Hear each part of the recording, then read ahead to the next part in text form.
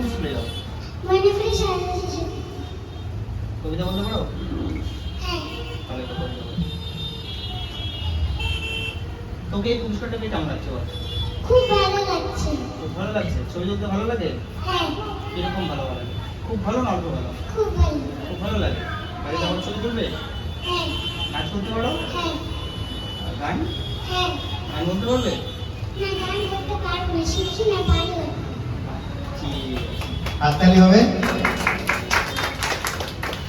এবার আমরা যে থার্ড হয়েছে সৃজিতা পাল, ছোট্ট একদম খুদে, মাত্র 3 বছর বয়স।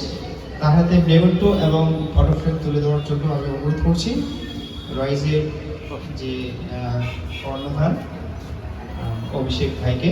অভিষেক ভাই মেমেন্টো ফটো ফ্রেম দিয়ে